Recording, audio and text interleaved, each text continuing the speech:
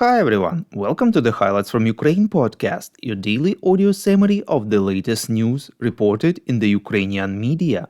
My name is Artem, and here is the news. 850 days less the Russian invasion of Ukraine. Russian forces continue missile and bomb strikes against civilian objects in Ukraine, reports Ukrainska Pravda. 3 people were killed and 56 injured, including 3 children, in a Russian airstrike on Kharkiv yesterday. President Volodymyr Zelensky said in his evening video address that the city was hit with 4 guided aerial bombs, one of which destroyed a residential building in a central part of the city near the bus station. The rubble is still being cleared away at the site. Zelensky added that since the beginning of June alone, the Russians have used more than 2,400 guided bombs against Ukraine, including about 700 against Kharkiv Oblast. Serhiy Bolvinov, chief investigator of the Kharkiv Oblast police, said that all the people injured in the Russian attack were civilians. A woman was killed as she waited at a trolley bus stop. A man was caught in the center of the explosion as he walked down the street. The other man who was killed was a security guard at a nearby business. Earlier, Russia hit the Ivano-Frankivsk National Technical University of Oil and Gas in the western part of Ukraine.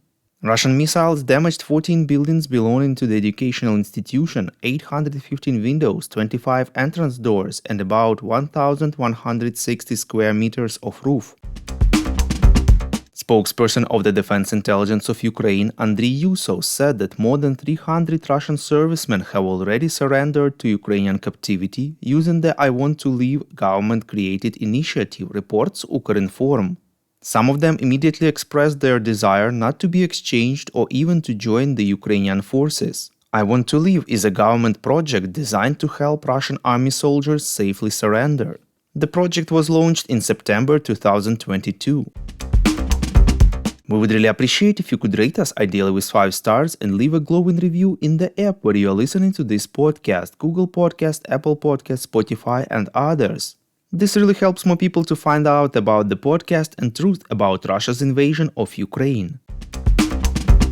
Ukrainian forces managed to destroy the Shahed drone warehouse and related infrastructure in the Krasnodar region of Russia, reports RBK Ukraine. According to the Ukrainian military, the warehouse was destroyed by the forces and means of the Navy in cooperation with the Security Service of Ukraine.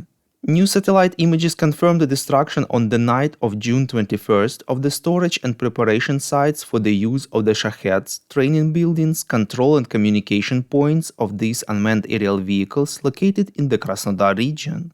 Qualified instructors who trained personnel for the maintenance of Shahed launches and those cadets who were trained to strike on the territory of Ukraine with the help of Iranian drone systems were also destroyed.